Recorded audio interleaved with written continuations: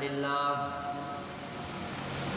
نحمده ونستعينه ونستغفره ونؤمن به ونتوكل عليه ونعوذ بالله من شرور أنفسنا ومن سيئات أعمالنا من يهده الله فلا مضل له ومن يضلله فلا هادي له أشهد أن لا إله إلا الله وحده لا شريك له وأشهد أن محمدًا عبده ورسوله اللهم صل على محمد وبارك وسلم عليه أما بعد فقد قال الله تعالى في كتابه العزيز أعوذ بالله من الشيطان الرجيم بسم الله الرحمن الرحيم وإذ يرفع إبراهيم القواعد من البيت وإسماعيل ربنا تقبل منا إنك أنت السميع العليم ربنا واجعلنا مسلمين لك ومن ذريتنا أمة مسلمة لك وأرنا مناسكنا وتب علينا إنك أنت التواب الرحيم ربنا وابعث فيهم رسولا منهم يتلو عليهم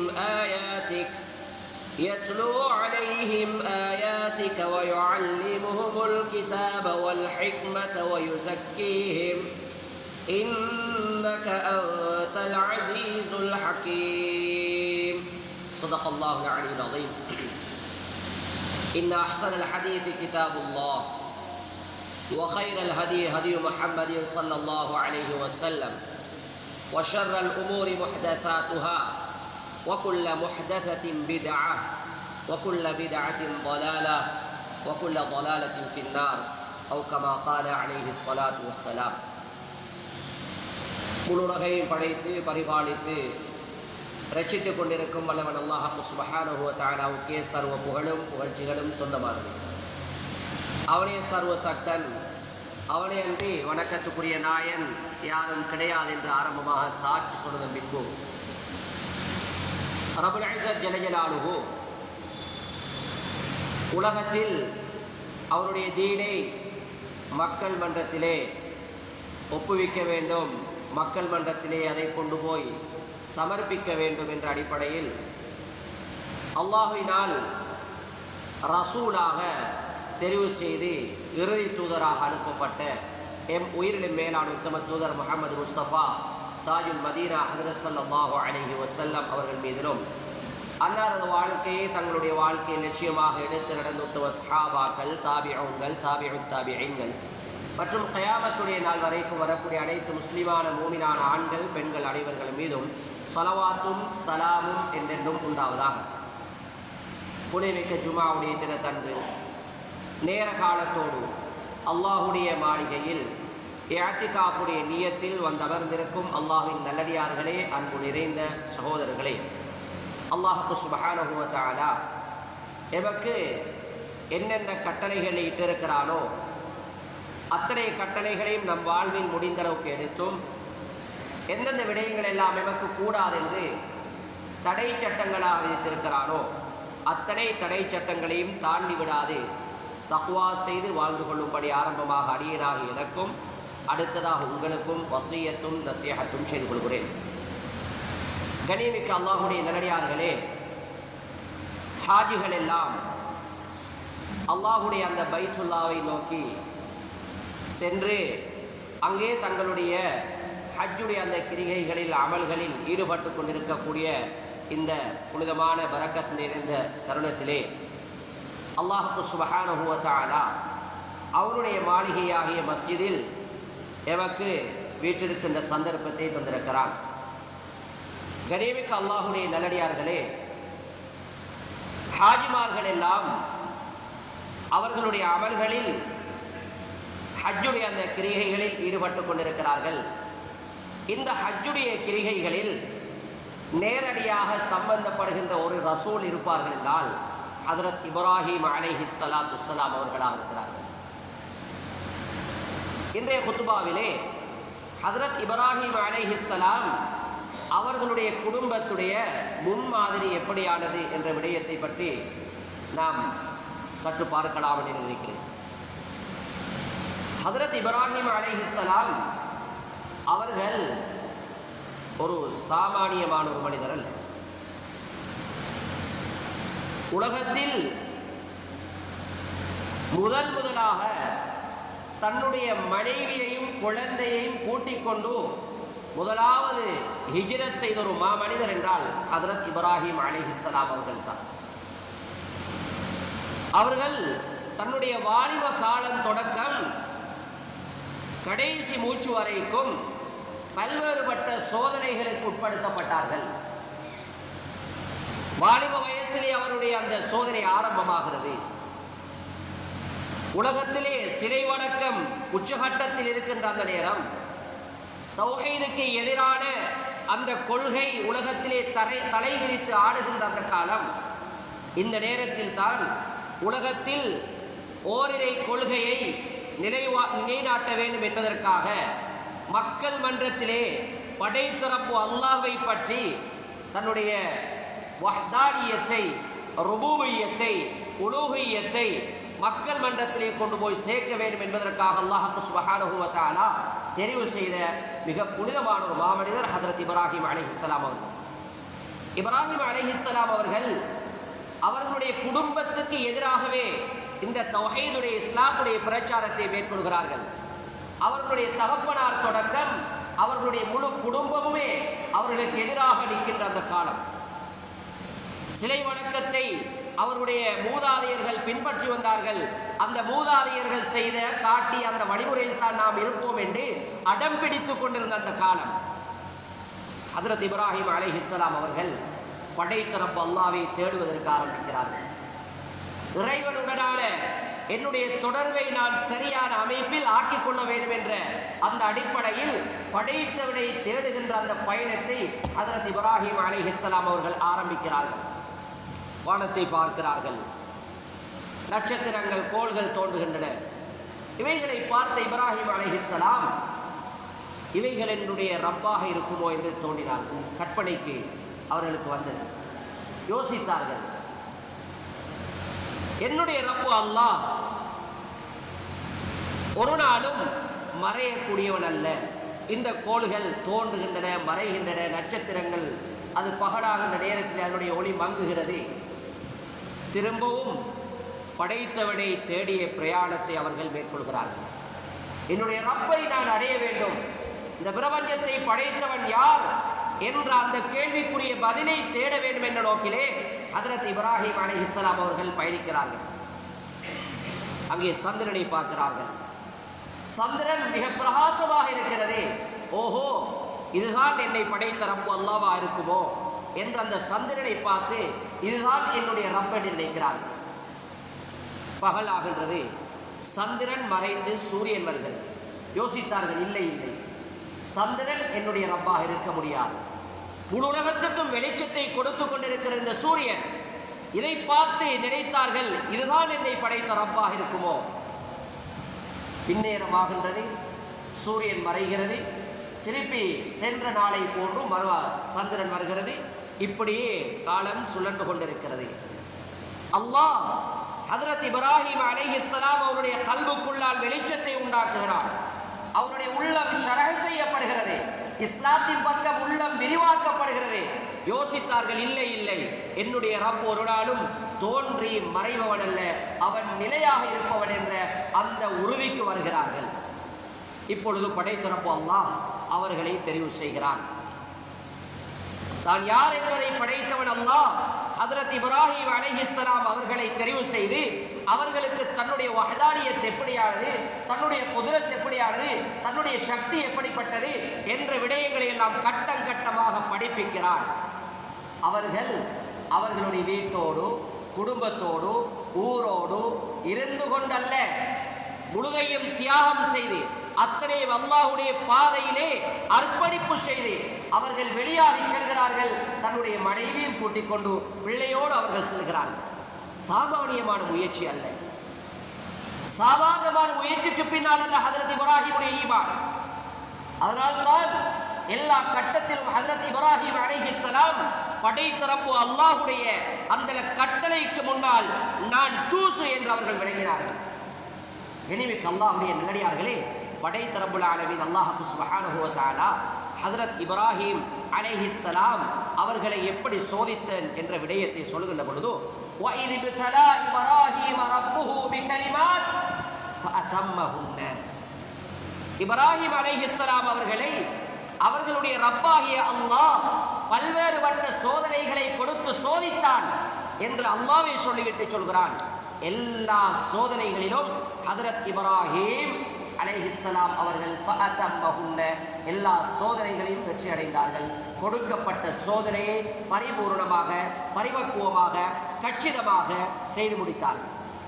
கனிவுக்கு அல்லாஹுடைய நல்லடியார்களே, சிறுபிராயத்திலே ஈமானுடைய அந்த தௌஹீதுடைய அந்த பிரச்சாரத்தை செய்கின்ற பொழுது ஏற்பட்ட அந்த சோதனை, குடும்பத்தை விட்டும் துரத்தப்படுகிறார்கள், ஊரை விட்டும் துரத்தப்படுகிறார்கள், கல்லெறிந்து கொள்வோம் என்று மக்களால் எச்சரிக்கை செய்யப்படுகிறார்கள், உயிருக்கு அச்சுறுத்தல் கொடுக்கப்படுகிறது. இந்த நேரத்திலே அவர்கள் தன்னுடைய குடும்பத்தை விட்டும் அப்படி ஒதுங்கி செல்கிறார்கள். இப்படி இருக்கின்ற பொழுதுதான் பாபிலோனியான் சொல்கிறோமே, அந்த பாபில் என்ற இடத்திலே மிக பெரும் ஒரு கொடூரன், அவன் தன்னை ஒரு ரப்பாக, இறைவனாக, நான் தான் அனைத்தையும் ஆட்சி செய்து கொண்டிருக்கிறேன் என்பதாக பிரச்சாரம் செய்து கொண்டிருக்கின்ற அந்த காலம், பாபிலோனியாவிலே ஓரிரை கொள்கைக்கு மாற்றமாக உலகத்திலே இருக்கின்ற இந்த ஷிர்க்குகளும் இந்த ஈமானுக்கு மாற்றமான சிந்தனைகளும் தலை தூக்கி இருந்த ஒரு முக்கியமான ஒரு நகரம் என்றால் அந்த பாபிலோன் நகரம் தான். அந்த நகரத்திலே நும்ரூத் என்று சொல்கின்ற அந்த கொடுங்கோல் ஆட்சியாளன் தனக்கு ருபூபியத் இருக்கிறது, நான் ஒரு இலாஹ், நான் அல்லாஹ், நான் ஒரு கடவுள் என்பதாக பிரச்சாரம் செய்கின்ற அந்த காலம். இப்ப அவனுக்கு எதிராக பிரச்சாரத்தை மேற்கொள்கிறார். இல்லை இல்லை, படைத்தவன் ஒன்னை வெண்ணையும் 7 வாரங்கள் பூமிகள் அத்தனையும் படைத்தவன் ஒரே இறைவன், அல்லாஹ் ஒருவன் மாத்திரம்தான் என்ற அந்த கொள்கையை தைரியமாக நின்று அவர்கள் அங்கே பிரச்சாரம் செய்கிறார்கள். கனிமிக்க அல்லாஹுடைய நல்லடியார்களே, ஹஜ்ரத் இப்ராஹிம் அலைஹிஸ்ஸலாம் அவர்களிடத்திலே இருந்த மிகப்பெரிய ஆளுமை என்ன தெரியுமா? ஈக்யூ இருந்தது. எமோஷனல் கொஷன்ல அவர்கள் வெற்றி பெற்றார்கள். தன்னுடைய உணர்வுகள் அங்கே மிதிக்கப்படுகின்ற நேரத்திலே அந்த உணர்வை கட்டுப்படுத்துகின்ற ஆற்றலையும் ஆளுமையும் படைத்த அல்லாஹ் ஹஜ்ரத் இப்ராஹிம் அலைஹிஸ்ஸலாம் அவர்களுக்கு கொடுத்திருந்தார். கேவலப்படுத்தினார்கள், மோசமாக அவர்களோடு நடந்து கொண்டார்கள். அந்த நேரத்திலும் தன்னுடைய உணர்வுக்கு கட்டுப்படாமல் படைத்தரப்பு அல்லாஹ் அவனுடைய கட்டளைக்கு மாத்திரம் தலை சாய்த்தவர்களாக ஹஜ்ரத் இப்ராஹிம் அலைஹிஸ்ஸலாம் அவர்கள் அல்லாஹுடைய கட்டளைக்கு வழிபட்டவர்களாக தன்னுடைய தாவாவுடைய அந்த பிரச்சாரத்தை மேற்கொண்டு செல்கிறார்கள். கனிமிக்க அல்லாஹுடைய நல்லடியார்களே, இது ஒரு கட்டம். அதே போன்று ஹஜ்ரத் இப்ராஹிம் அலைஹிஸ்ஸலாம் அவர்கள் நபி பட்டத்தை எடுத்து இந்த தாவாவுடைய பிரச்சாரத்திலே களமிறங்கி போராடுகின்றார்கள். இப்படி போராடுகின்ற நேரத்திலே அவருக்கு வந்த மிகப்பெரிய ஒரு சவால், தனக்கு பின்னால இந்த தாவாவை, இந்த ஈமானிய உழைப்பை, ஈமானுடைய பொறுப்பை, நுபுவத்துடைய பொறுப்பை ஒப்படைப்பதற்கு ஒரு வாரிசில்லை என்ற கவலை ஏற்படுகிறது. சாராவின் மூலமாக அவர்களுக்கு எந்த ஒரு பிள்ளைகளும் பெற்றுக்கொள்ளக்கூடிய வாய்ப்பு கிடைக்கவில்லை.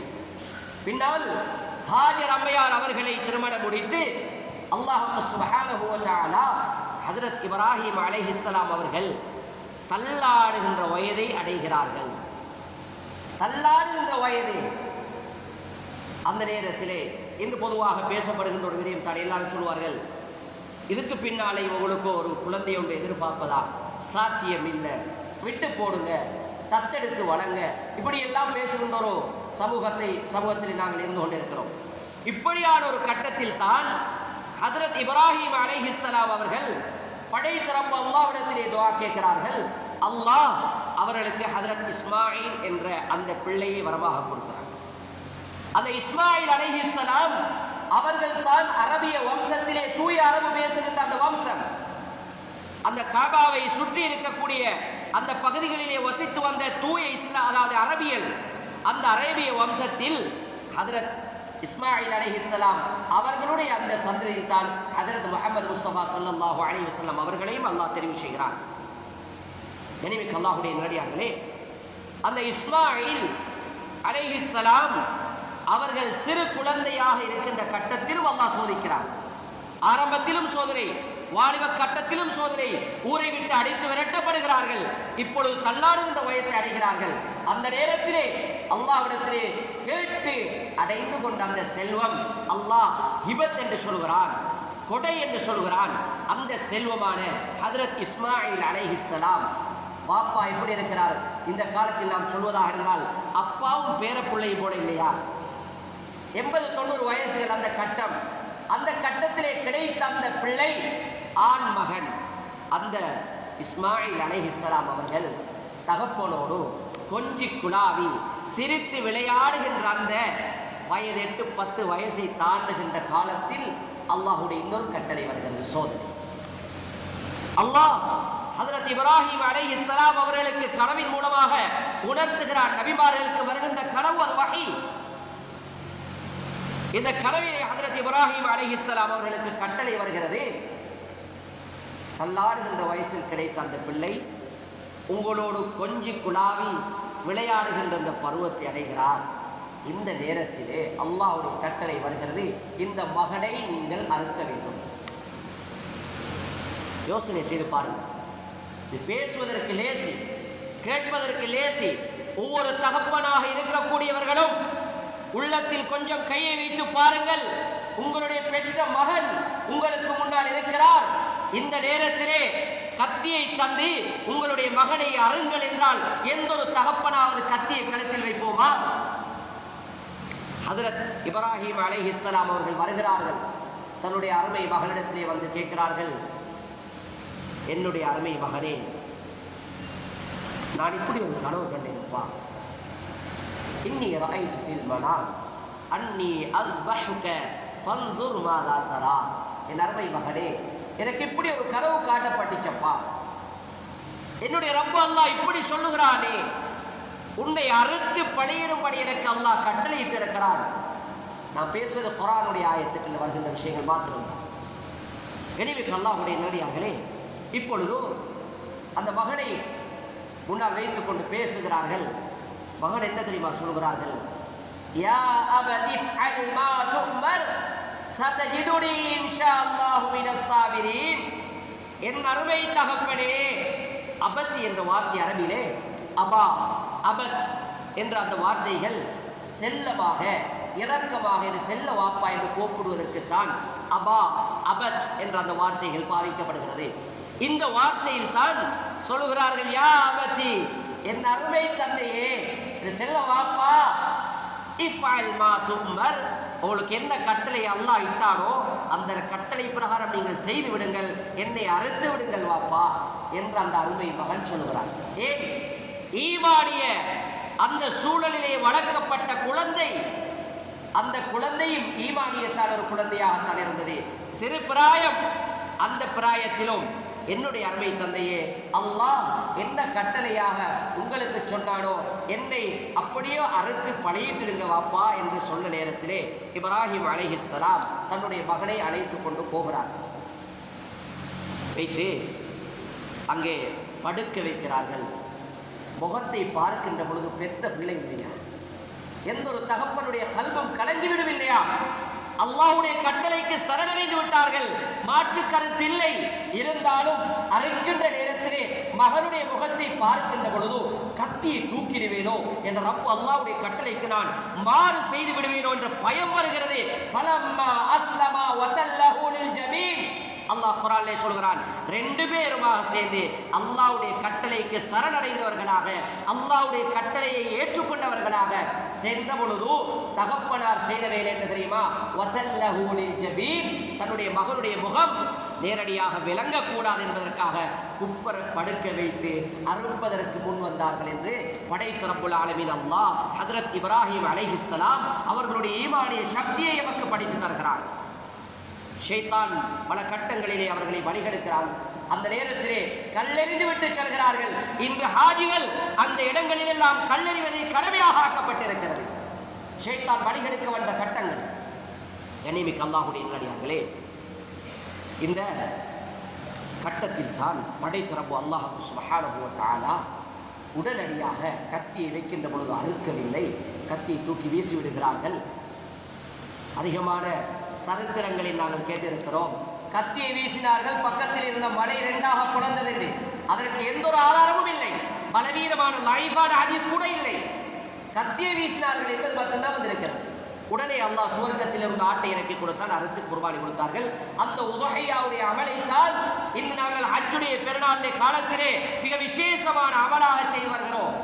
வெறுமனே அந்த அறுத்து இறைச்சி கொடுப்பதை, இறைச்சி சாப்பிடுவதல்ல அங்கு நோக்கம். படைத்த ரப் அல்லாஹ்வுடைய கட்டளை அங்கே நிலைநாட்டப்படுகிறது. ஃபலம்மா அஸ்லமா வதல்லஹு லில் ஜபீன், ரெண்டு பேரும் அல்லாஹ்வுடைய கட்டளைக்கு சிரம் சாய்த்தவர்களாக, சரணடைந்தவர்களாக சென்றார்கள் என்று அல்லாஹ் விவரிக்கிறானே, அந்த சிந்தனை எங்களிடத்திலே வர வேண்டும். ஹஜ்ரத் இப்ராஹிம் அலைஹிஸ்ஸலாம் அவர்கள் படைத்த ரப்புக்கு முன்னால் என்னுடைய மகனும் பெருசில்லை என்பதை சாதித்து காட்டிய ஒரு மாமனிதர். இனிமிக்கு அல்லாஹுடைய நல்லடியார்களே, இந்த இப்ராஹிம் அலைஹிஸ்ஸலாம் அவர்கள் தன்னுடைய மகன் இஸ்மாயிலை அறுத்து பலியிடுகின்ற அந்த கட்டத்துக்கு முன்னால் கூட ஹஜ்ரத் ஹாஜரோட செல்கின்ற கட்டம் எந்த அளவுக்கு என்றால், சிறு குழந்தை பால் குடிக்கின்ற அந்த பிள்ளை அவர்களிடத்திலே அல்லாஹ்வுடைய கட்டளை வருகிறது, உங்களுடைய பிள்ளையையும் மனைவி ஹாஜரையும் நீங்கள் மனித சஞ்சாரமற்ற அந்த மக்கா நகரம் இன்று இருக்கின்ற அந்த இடம், அந்த இடத்தில் நீங்கள் விட்டுட்டு போகணும் என்று அல்லாஹ்வுடைய கட்டளை வருகிறது. தன்னுடைய மனைவியையும் பெற்றெடுத்த அந்த பிள்ளை, பாலகன் பால் குடிக்கின்ற அந்த பிள்ளை சுமந்து கொண்டு போகிறார்கள். ஒரு பையிலே சில ஈச்சப்பழங்களையும் இன்னொரு தோல் துருத்திலே கொஞ்சம் தண்ணீரையும் எடுத்து மனைவியுடைய கையிலே கொடுக்கிறார்கள். அப்படி போனார்கள். அந்த இடத்தில் போயிட்டு காட்டு பகுதி, அந்த இடத்திலே போய் இப்ராஹிம் அலைஹிஸ்ஸலாம் அவர்கள் தன்னுடைய மனைவி ஹாஜரையும் அந்த பச்சிளம் குழந்தை இஸ்மாயிலை அந்த இடத்திலே விட்டுட்டு அப்படியே கொஞ்சம் கொஞ்சமாக நகர்கிறார்கள் பலஸ்தீனை நோக்கி, ஷாமை நோக்கி. அந்த நகர்கின்ற கட்டத்திலே மனைவி பார்க்கிறார், என்னப்பா இது, நான் பிள்ளைக்கு பால் கொடுத்து கொண்டிருக்கின்ற கட்டம், 2-3 ஈச்சப்பழத்தை கையில போட்டு தந்துட்டீங்க, கொஞ்சம் தோல் துருத்தியில தண்ணியும் தந்துட்டு என்னையும் இந்த பிள்ளையும் தன்னன் தனிமையில எந்த ஒரு மனித சஞ்சாரமும் அற்ற இந்த இடத்திலே விட்டுட்டு போறீங்களே அப்பா, என்ன என்று சொல்லி அப்படி பின்னால அப்படியே கொஞ்சம் கொஞ்சமாக நகர்கிறார்கள். இப்ராஹிம் அலைஹிஸ்ஸலாம் அவர்கள் திரும்பி கூட பார்க்கவில்லை, அப்படியோ நகர்ந்து கொண்டே செல்கிறார்கள். எந்த அளவுக்கு நகர்கிறார்கள் என்றால், தஃசீரிலே உலமாக்கள் எழுதுகிறார்கள், சனியா என்ற இடம், அதாவது தன்னுடைய மனைவியும் பிள்ளையையும் எந்த இடத்தில் காட்டிலே விட்டார்களோ அந்த இடம் தன்னுடைய கண்ணுக்கு மறையும் வரைக்கும் ஹஜ்ரத் இப்ராஹிம் அலைஹிஸ்ஸலாம் அப்படியே கொஞ்சம் தூரம் போனார்கள். போனதற்கு பின்னால மனைவி தாங்க முடியாது, தன்னன் தனிமையிலே இருக்கிறோம், என்னுடைய மாப்பிள்ளை இப்படி போறாரே, இந்த கட்டத்திலே கேட்டார்கள், அல்லாஹு அமரக யா இப்ராஹிம், என்ன இப்ராஹிம் எங்களை இப்படி விட்டுட்டு போறீங்க, அல்லாஹ் தான் இந்த கட்டளை உங்களுக்கு சொன்னானா, அல்லாஹ் தான் இந்த கட்டளை உங்களுக்கு சொன்னானா என்ற நேரத்தில் தான் ஹஜ்ரத் இப்ராஹிம் அலைஹிஸ்ஸலாம் நஅம், ஆம், தஃசீருடைய உலமாக்கள் இந்த வார்த்தைக்கு எழுதுகிறார்கள், அவர் வாயால சொல்லலையா, அல்லாஹ்வுடைய கட்டளை ஏற்று நடந்து சென்றவர்கள் திரும்பி பார்க்காமல் தலையை சாய்த்து விட்டு ஆம் என்ற அந்த சைக்கினை மூலமாக சொல்லிவிட்டு சென்றார்கள் என்பதாக தஃசீருடைய உலமாக்கள் எங்களுக்கு இதை தெளிவுபடுத்துகிறார்கள். இந்த நேரத்திலே அந்த ஈமானிய சூழலில் அந்த தர்பியாவுக்கு கீழால் உருவாக்கப்பட்ட அந்த ஈமானிய பாசறையில் உருவாக்கப்பட்ட அந்த ஹாஜர் அம்மையார் என்ன தெரியுமா சொன்னார்கள், இதன் லா யுதையிஉன அல்லாஹ், அப்படியா, அல்லாஹ்வுடைய கட்டளை தானே எங்களை விட்டுட்டு போக சொன்னான் தானே, அப்படி என்றால் அல்லாஹ் எங்களை ஒரு நாளும் வீணாக்க மாட்டான் என்ற வார்த்தையை தான் சொன்னார். இதுதான் அந்த ஈமானிய பாடம். படைத்த ரப்பு அல்லாஹ்வுடைய கட்டளை வருகின்ற பொழுது எங்களுடைய உலகத்தில் எந்த ஒரு விடயமும் எனக்கு பெரிதல்ல, அல்லாஹ்வுடைய கட்டளை வருகிறது, அந்த கட்டளை நிலைநாட்டுகின்ற பொழுது படைத்த ரப்பு அல்லாஹ்வுடைய கட்டளை நாங்கள் எது இல்லாட்டியும் அதைத்தான் நிறைவேற்ற வேண்டும். என்னுடைய பொறுப்புக்கு கீழால் என்னுடைய மனைவி, என்னுடைய பெண் பிள்ளைகள் இருக்கிறார்கள், அந்த மனைவியையும் பெண் பிள்ளையையும் இஸ்லாம் சொல்கின்ற அடிப்படையில் ஹிஜாபோடு வளர்ப்பது என்னுடைய பொறுப்பு. இது அல்லாஹ்வுடைய கட்டளை. அல்லாஹ்வுடைய கட்டளை கட்டளை வருகின்ற பொழுது அவர்களுடைய ஜொப்பை பார்த்து நான் ஹிஜாபோடு வாழ முடியாது, அல்லது ஃபேஷனுக்காக, ஊருக்காக, சமூகத்துக்காக நான் ஃபேஷனை பார்க்க முடியாது. அல்லாஹ்வுடைய கட்டளை என்னுடைய பெண்ணை ஹிஜாபோடு நான் வைக்க வேண்டுமா, அதுதான் எனக்கு பெருசு. இல்லை. அதற்கு மாற்றமாக எந்த ஒரு கணவன் இஸ்லாத்திலே அல்லாஹ்வுடைய சட்டத்தை நிலைநாட்டுகின்ற பொழுது, அந்த சட்டங்கள் பால்படுத்தப்படுகின்ற பொழுது அவைகளுக்கு மதிப்பு கொடுக்காமல் தன்னுடைய பிள்ளைகளுக்காக தன்னுடைய மனைவிக்காக ரோசம் கெட்ட முறையில் நடப்பான் என்றால் அவனுக்கு இஸ்லாம் சொல்லுகின்ற பேர் என்ன தெரியுமா? அத்தையூஷ், ரோசம் கெட்டவன். இஸ்லாமிய ஷரியாத் தீனுல் இஸ்லாம் ஒரு கட்டளை இடுகிறது என்றால் அந்த நேரத்திலே மனைவியுடைய, ஊருடைய, அக்கம் பக்கத்தில் உள்ளவர்களுடைய, ஏன் முழு உலகத்துடைய சட்டமும் எனக்கு பெரிதல்ல, படைத்தவனுடைய சட்டம் தான் எனக்கு பெரிதென்ற அந்த மதிப்பு அவருடைய உள்ளத்தில் வர வேண்டும் என்ற பாடத்தை தான் ஹஜ்ரத் இப்ராஹிம் அலைஹிஸ்ஸலாம் அவர்கள் அழைக்கின்ற பொழுது படித்து கொடுத்தார்கள். ஹஜ்ரத் ஹாஜர் அம்மையார் தன்னன் தனிமையிலே விட்டு போகின்ற நேரத்திலே எங்களுக்கு படித்து தந்திருக்கிறார்கள். கண்ணியமிக்க அல்லாஹ்வுடைய நல்லடியார்களே, சொன்னார்கள் இல்லையா, இதன் லா யுதையிஉன அல்லாஹ், அல்லாஹ்வுடைய கட்டளை என்றால் அல்லாஹ் எங்களை வீணாக்க மாட்டான். அப்படியே போய் கணவன் கண் மறைகின்ற தூரத்திலே நின்று சொல்லிவிட்டு போய்விட்டார்கள். இப்பொழுதோ அவர்கள் கொடுத்த அந்த பேரிச்சம்பழத்தையும் தண்ணீரை குடிக்கிறார்கள். தன்னுடைய பிள்ளைக்கு பால் கொடுப்பாட்டுகிறார்கள். இப்படி காலம் கழிகிறது. பேரிச்சம்பழமும் முடிந்து விட்டது, தண்ணீரும் முடிந்து விட்டது. குடிப்பதற்கு தண்ணீரும் இல்லை, சாப்பிடுவதற்கு பேரிச்சம்பழமும் இல்லை. பிள்ளைக்கு பால் கொடுக்க வேண்டும். பிள்ளையும் மிக பசியோடு பதறிக்கொண்டிருக்கிறது. இப்பொழுதுதான் அந்த ஹாஜர் அம்மையார் போகிறார்கள். தன்னுடைய இடத்தை விட்டு கொஞ்சம் நகர்கிறார்கள். நகர்ந்து அவருடைய பக்கத்தில் இருக்கின்ற ஒரு மலை குன்று, சஃபா என்ற அந்த மலை குன்றுக்கு மேலால் ஏறுகிறார்கள். ஏறி பார்க்கிறார்கள், அக்கம் பக்கத்தில் யாராவது வருவார்களா, பிரயாண கோஷ்டியில் வருவார்களா, கொஞ்சம் தண்ணீர் எடுத்துக்கொள்ளலாமே என்று பார்த்தார்கள். இல்லை, கிடைக்கவில்லை. அப்படியே இறங்கி வருகிறார்கள். வந்து அந்த பள்ளத்தாக்கிலே வந்து அப்படியே கொஞ்சம் தூரம் நடந்து சென்றார்கள். தண்ணி கிடைப்பது மாதிரி இல்லை. அப்படியே போய் மர்வா என்ற அந்த குன்றை சென்றடைகிறார்கள். அங்கேயும் மேலே ஏறுகிறார்கள். ஏறி அக்கம் பக்கத்திலே பார்க்கிறார்கள், யாராவது பிரயாண கோஷ்டி வருவார்களா, எனக்கு தண்ணீர் கிடைக்குமா, தாகத்தை தீர்த்து கொண்டால் என்னுடைய பிள்ளைக்கு நான் கொஞ்சம் பால் ஊட்டலாமே என்று நினைத்து தேடி பார்த்தார்கள். அங்கும் கிடைக்கவில்லை. இப்பொழுதுதான் அந்த ஹாஜர் அம்மையார் பள்ளத்தாக்கிலே, அந்த பள்ளமான, இங்கே சஃபா இங்கே மர்வா இருக்கிறது, ரெண்டுக்கு மத்தியில் இருக்கக்கூடிய அந்த பள்ளத்தாக்கிலே கொஞ்சம் ஓடி பார்க்கிறார்கள். இதைத்தான் ஹஜ்ஜுடைய கடமையிலே சஹீஹ் என்ற ஒரு கடமையாக இஸ்லாம் ஷரியத் நமக்கு இன்றும் வைத்திருக்கிறது. சாதாரணமான ஒரு தியாகம் அல்ல. அதற்கு பின்னால் அல்லாஹ் சுப்ஹானஹு வ தஆலா அந்த இடத்திலே தண்ணீரை ஊற்றெடுக்க செய்கிறான். பாலைவனம், மனித சஞ்சாரமற்ற இடம். அந்த இடத்திலே அல்லாஹ் ஸம்ஸம் என்ற அந்த பேர் சூட்டப்பட்ட இந்த தண்ணீர், அந்த தண்ணீரை அல்லாஹ் சுப்ஹானஹு வ தஆலா உருவாக்கி கொடுத்து அவர்களுடைய தாகத்தை தீர்க்கிறான். கண்ணியமிக்க அல்லாஹ்வுடைய நல்லடியார்களே, அவர்களுடைய நம்பிக்கை, அவர்களுடைய அசைக்க முடியாத ஈமான், அந்த யகீன், அந்த கொள்கையில் அவர்கள் உறுதியாக இருந்தார்கள். என்னுடைய ரப்பு அல்லாஹ் என்னை வீணாக்க மாட்டான், நான் அல்லாஹை நம்பி வாழ்கின்ற ஒரு மூமின், அதனால் அல்லாஹ் வீணாக்க மாட்டான் என்ற அந்த உறுதியோடு இருந்தார்கள். கண்ணியமிக்க அல்லாஹ்வுடைய நல்லடியார்களே, அல்லாஹ் அவர்களை பாதுகாத்தான். அதற்கு பின்னால அந்த இப்ராஹிம் அலைஹிஸ்ஸலாம் அவர்கள் சொல்லிவிட்டு போன அந்த துஆவை, சம்பவத்தை அல்லாஹ் எங்களுக்கு குர்ஆனிலே சூரத்துல் பக்ராவிலே சொல்லி காட்டுகிறான். எப்படி தெரியுமா? ரப்பனா இன்னி அஸ்கன்து மின் துர்ரியதி பிவாதின் கைரி தி ஸர்இன் இன்த பைத்திகல் முஹர்ரம். உன்னுடைய காபத்துல்லாஹ் இருக்கின்ற அந்த இடம் இருக்கிறே அல்லாஹ், அந்த இடத்துக்கு பக்கத்தில் என் மனைவி பிள்ளையை நான் விட்டு போகிறேன், குடி அமர்த்தி விட்டு போகிறேன் யா அல்லாஹ் என்று சொல்லிட்டு அவர் என்ன தெரியுமா சொன்ன வார்த்தை? ரப்பனா லியுகீமுஸ் ஸலாஹ். ஏன் இடத்துல விட்டுட்டு போறேன் தெரியுமா? காபத்துல்லாஹ்க்கு பக்கத்துல அவர்கள் லியுகீமுஸ் ஸலாஹ், தொழுகையை நிலைநாட்ட வேண்டும். சுப்ஹானல்லாஹ், எப்படி அது கட்டம்! ஈமானுடைய எவ்வளவு உறுதி! லியுகீமுஸ் ஸலாஹ், அவர்கள் தொழுகை நிலைநாட்ட வேண்டும் என்பதற்காக விட்டு போகிறேன். ரப்பே ஃபஜ்அல் அஃஇததம் மினன் நாஸ் தஹ்வி இலைஹிம். யா அல்லாஹ், மக்கள் எல்லாம் இவர்களோடு வந்து அணையக்கூடியவர்களாக, சேரக்கூடியவர்களாக ஆக்கிறியா அல்லாஹ். வர்ஸுக்ஹும் மினஸ் ஸமராத், இந்த ஊரிலே எல்லா உலகத்திலும் இருந்து வருகின்ற அந்த விதவிதமான பழங்களை எல்லாம் நீ உருவாக்கி கொடுத்துறியா அல்லாஹ் என்று இப்ராஹிம் அலைஹிஸ்ஸலாம் துஆ செய்து விட்டு செல்கிறார். அதனால் தாண்டி பாருங்க, அரபு நாடுகளுக்கு போனவர்களுக்கு தெரியும், முழு உலக நாடுகளில் இருக்கின்ற பழங்கள் எல்லாம் அரபு நாட்டிலே வந்து குவியும். அந்த மார்க்கெட்டிலே, பஜாரிலே, ஃபுட் சிட்டியிலே வந்து குவியக்கூடிய ஒரு நிலைமையை அல்லாஹ் சுப்ஹானஹு வ தஆலா உருவாக்கி கொடுத்திருக்கிறார். அந்த நேரத்தில் அவர்கள் கேட்ட துஆவை பாருங்கள். தன்னன் தனிமையிலே மனைவி பிள்ளை விட்டு விட்டு போற நேரத்திலே இவர்கள் தொழுகையை நிலைநாட்ட வேண்டும் யா அல்லாஹ் என்று கேட்டார்கள்.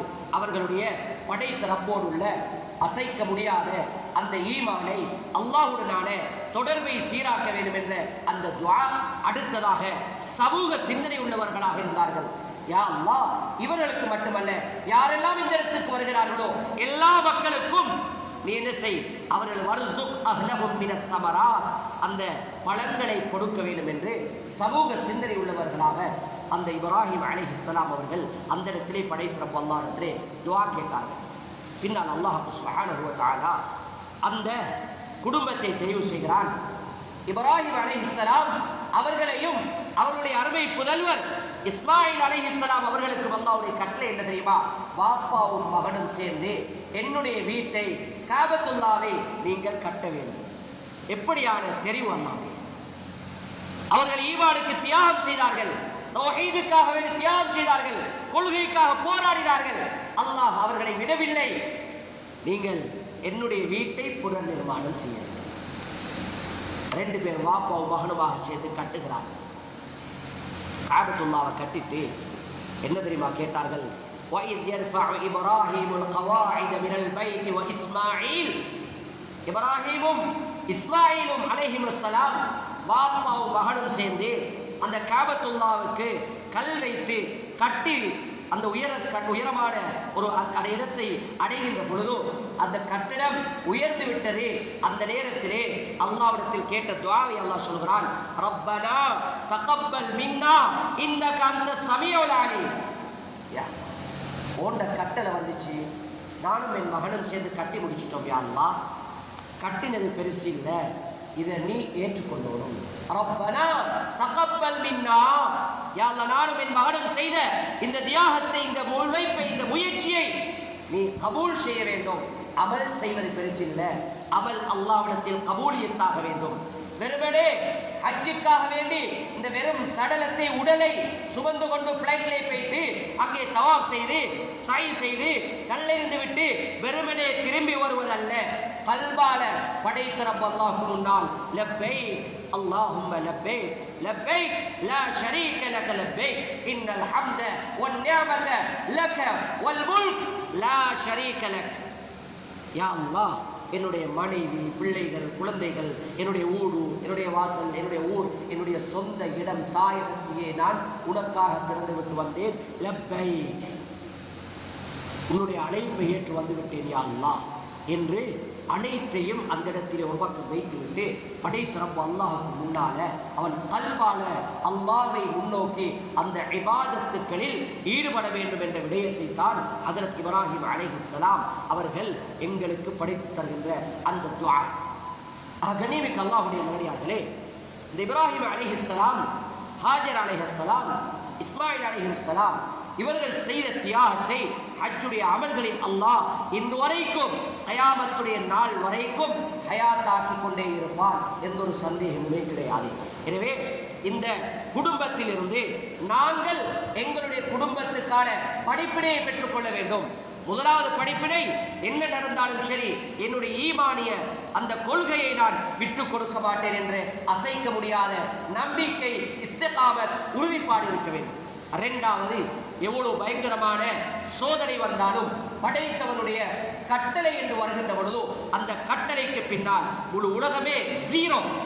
அல்லாஹ் என்னை ஒரு நாளும் கைவிட மாட்டான். உலகத்திலேயே வெற்று கண்களுக்கு பார்க்கின்ற பொழுது எந்த ஒரு சாத்தியமும் இல்லாத அந்த அசாத்தியமான நிலைமையிலும் அல்லாஹ் எனக்கு சாத்தியப்படுத்தி தருவான் என்ற அல்லாஹ்வின் மீது உண்டான அசைக்க முடியாத அந்த தவக்குள் நம்பிக்கை. அதே போன்று எந்த கட்டத்திலும் படைத்த ரப்பு அல்லாஹ்வுடைய கட்டளை என்று வருகின்ற பொழுது அதற்கு நான் என்னுடைய மனசாட்சியை முன்னுக்கு வைக்காமல், என்னுடைய மனோ இச்சைக்கு கட்டுப்படாமல் அல்லாஹ்வுடைய கட்டளை என்று வருகின்ற பொழுது கட்டளையா, தீனா, ஷரியாத்தா, மார்க்கமா இப்படி சொல்கிறதா, என்னுடைய மனோ இச்சை அல்ல, நான் நினைக்கிறேன் இப்படித்தான் செய்ய வேண்டும். இல்லை இல்லை, அல்லாஹ் ரசூல் இப்படி காட்டி தந்திருக்கிறார்கள் என்றால் அப்படித்தான் நான் செய்வேன் என்ற அந்த வழிபடும் தன்மை இத்தாத். இந்த விடயங்களை நாங்கள் இந்த குடும்பத்துடைய அந்த முன்மாதிரியிலிருந்து அவர்களுடைய அந்த படிப்பினையாக சாராம்சமாக நாங்கள் எடுக்க வேண்டிய ஒரு முக்கியமான பாடம். அதே போல ஒரு சமூகத்திலே தலைவராக ஹஜ்ரத் இப்ராஹிம் அலைஹிஸ்ஸலாம் அவர்களை அல்லாஹ் தெரிவு செய்த விடயத்தையும் குர்ஆனில் பேசிக்கொண்டிருக்கிறான். அவர்களை மிகப்பெரிய ஒரு தலைவராக அல்லாஹ் சுப்ஹானஹு வ தஆலா கபூல் செய்தான். எனவே தலைமைத்துவத்துக்கு அது எந்த தலைமைத்துவமாக இருந்தாலும் சரி, சாதாரணமாக எங்களுடைய வீட்டுக்கு தலைமைத்துவம் தொடக்கம் நாட்டுடைய தலைமைத்துவம் வரைக்கும் உள்ள தலைமைத்துவம் ஒருவருக்கு கிடைக்க வேண்டும் என்றால் அந்த தலைமைத்துவத்தில் அவர் சரியாக, நீதியாக, நியாயமாக நடக்க வேண்டும் என்றால் அவரிடத்திலே முக்கியமாக இருக்க வேண்டிய விஷயம் ஈக்யூ. தன்னுடைய அந்த உணர்வுகளை அவர் மதிக்காமல் சமூக நலனை பார்த்து சமூகத்துக்காக நான் நேர்மையாக, நியாயமாக முடிவெடுக்கக்கூடியவராக இருக்க வேண்டும் என்ற அந்த உணர்வு அவரிடத்திலே வர வேண்டும். எனவே கண்ணியமிக்க அல்லாஹ்வுடைய நல்லடியார்களே, ஹஜ்ரத் இப்ராஹிம் அலைஹிஸ்ஸலாம் அவர்களுடைய குடும்பத்தின் மூலமாக அல்லாஹ் எமக்கு என்னென்ன பாடங்களை கற்றுத்தருகின்றானோ அத்தனை பாடங்களிலும் நாங்கள் பாடத்தை படித்துக் கொள்ள வேண்டும், எங்கள் வாழ்க்கையிலே அதை பின்பற்ற வேண்டும் என்ற அந்த உணர்வோடு வாழ்ந்து அவர்களுடைய வாழ்க்கையில் படிப்பினை பெற்று அல்லாஹ்வுடைய கட்டளைக்கு ஒற்றுமுழுதாக சரணடைகின்ற பாக்கியத்தை அல்லாஹ் நம் அனைவருக்கும் தந்தருவானாக. யா அல்லாஹ் எங்கள் பாவங்கள், பிழைகள், குற்றம் குறைகளை மன்னித்து மக்ஃபிரத் செய்வாயாக. யா அல்லாஹ் பூரா முஸ்லிம் சமூகத்துடைய பாவங்களை மன்னித்தருவாயாக. யா அல்லாஹ் பூரா உம்மத்துடைய பாவங்களை மன்னித்தருவாயாக. யா அல்லாஹ் எங்களுடைய எதிர்கால சமூகத்துடைய பாவங்களை மன்னித்தருவாயாக. யா அல்லாஹ் வாலிபர்கள், வயோதிபர்கள், அதே போல எங்களுடைய யுவதிகள் என்று யா அல்லாஹ் இஸ்லாத்தை, ஈமானை இழந்தவர்களாக சென்று கொண்டிருக்கிறார்கள். யா அல்லாஹ் அனைவர்களுடைய ஈமானை பாதுகாத்து சரியான இஸ்லாமிய சமூகமாக வாழ்ந்து மரணிக்கின்ற வாக்கியத்தை நம் அனைவருக்கும் தந்தருவாயாக. வ ஆகிரு தாவானா அனில் ஹம்துலில்லாஹி ரப்பில் ஆலமீன்.